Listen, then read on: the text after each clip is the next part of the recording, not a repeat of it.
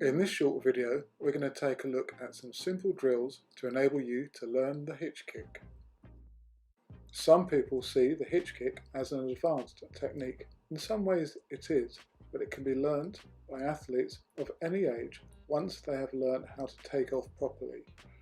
In terms of the need to jump a certain distance, basically I argue that if you can perform the movement properly, then you're jumping far enough to do a hitch kick.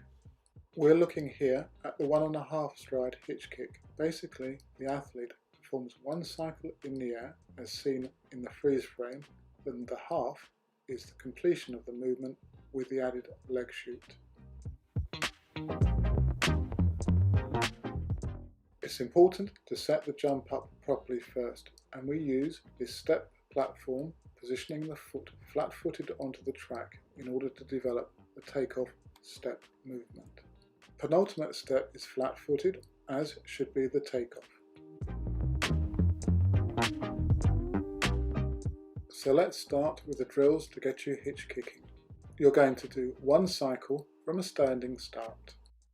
Start by swinging the thigh forwards and up, and then dropping the leg long behind and below the body to create that one cycle movement.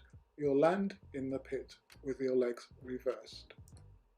I've found that it's best to concentrate on the leg movement, as the arms will move into position hopefully. If not, they need to be extended overhead and work alternately with the legs. After getting the hang of the first drill, we now move on to the same movement performed from a very short run-up. Make sure that you move through the takeoff position and push the foreleg out in front of the body before sweeping it back down and round, and reaching with the other leg into the sand. You'll see that the arm action is more effective here. Next step is to add the landing, the half part of the hitch kick. Don't worry about leg shoot at the moment, as off of 3 or 4 or 5 steps you'll not have enough time, i.e. you won't achieve enough distance to get the legs out in front. Just focus on cycling off the board and moving through into a reasonable landing. The next step, of course, is to move back to perform a hitch kick from a longer run-up, and it should be easier here with the added ability to achieve more distance. Keep the movements the same, don't rush them. With Sarah, who's been in most of the videos, we have had issues trying to get a better landing, but this is partly due to the fact that she's performing the hitch kick motion very well, and being over 6 foot tall, it takes her time to get those legs moving round and into position. We joke that she needs to jump over 620 in order to get the leg shoot.